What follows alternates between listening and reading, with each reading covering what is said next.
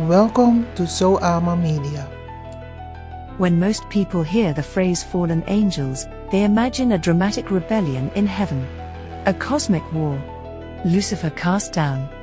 Demons roaming the earth. But what many don't realize is that the concept of fallen angels did not develop in a single moment. It evolved. And its roots are more complex than most sermons suggest. In the Hebrew Bible, there is no detailed story of a heavenly rebellion like the one later Christianity describes. The book of Genesis briefly mentions the sons of God who took human women and fathered the Nephilim. The text is mysterious and short.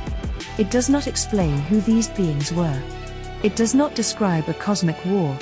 It leaves questions hanging. During the Second Temple period, Jewish writers began expanding on that short passage. They were wrestling with a serious theological problem. If God created the world good, why is there so much evil? Where did violence, corruption, and suffering originate?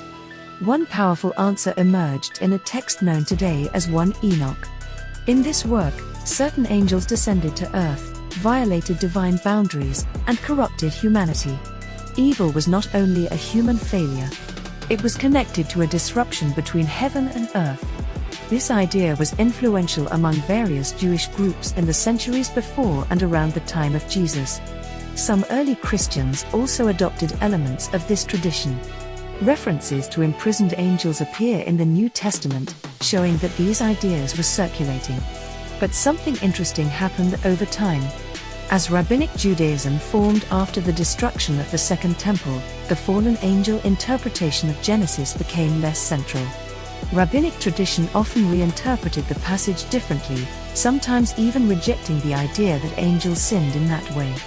At the same time, many early Christian writers embraced the fallen angel explanation because it helped them articulate a worldview where demonic forces were active in human society. This is where we pause for a moment. If this exploration is expanding your perspective, take a second to support the channel. Like, share, subscribe, and leave your thoughts in the comments. Arma Media reads and replies to every respectful comment, and these discussions are where the real insight happens.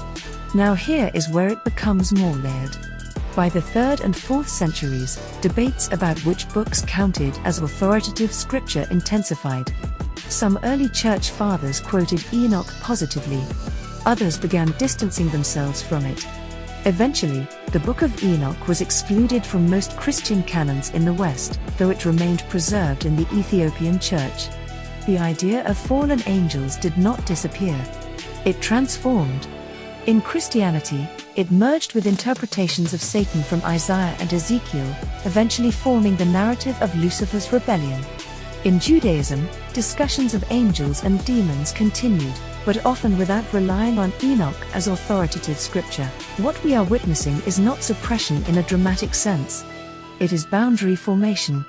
Communities defining themselves, choosing which texts to elevate, reframing older traditions to align with emerging theology.